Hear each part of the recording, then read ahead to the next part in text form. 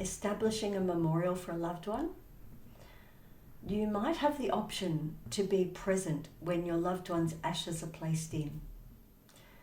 Now, this question can be quite differently experienced by different families. So some people will say, yes, absolutely, we want to be there. Yes, absolutely, we have to be there. Or absolutely not, we've had enough ceremony, we just want the memorial established. And others might say, I need some time to think about it and confer with my family.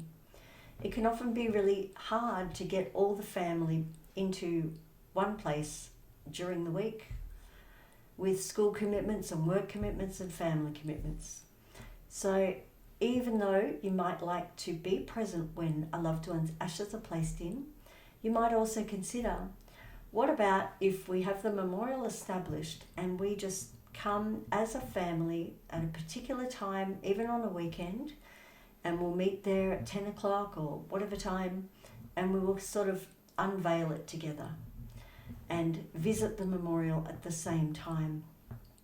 It can also be followed up with some sort of refreshments afterwards. You could go and have lunch in a cafe, or you could ask everybody to bring a picnic and you could sit at the memorial site and just gather together and have a very informal sort of get together there. So there's a lot of options, there's a lot of ways to go about it. Some families will like to be present and they may just have no actual plan. They might just come along and want to just see it occur. Whereas other families will view it as another ceremony, and they may get a religious person to come and give some blessings and prayers, or you might want to have a celebrant there who can actually spend time with you beforehand and come up with a beautiful and fitting farewell to place your loved one's ashes into their final resting place. It can be a really beautiful time to capture those things that weren't actually mentioned in the original ceremony, or it could be a time to pass around your loved one's ashes and actually say something either out loud to the group or have a moment of reflection. And you can allow people to do this if they want to. So if they want to say something out loud, or if they don't. But probably the worst thing you can do is say, you must do this.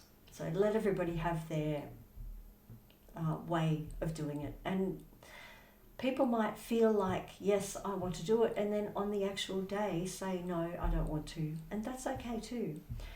Because we all grieve differently and we all need appropriate support in our grief. So whether or not you choose to be present, it's really up to you. You shouldn't feel any pressure or guilt if you don't. And just make it as beautiful or as fitting as you and your family would like and can manage and can emotionally handle.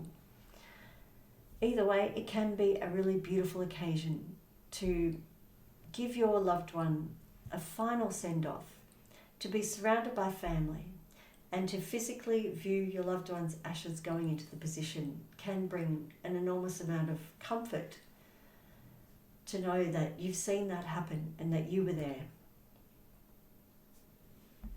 And if you're still on the fence about whether you'd like to be present when your loved one's memorial is established, well, you could consider that it is another memory that can be made.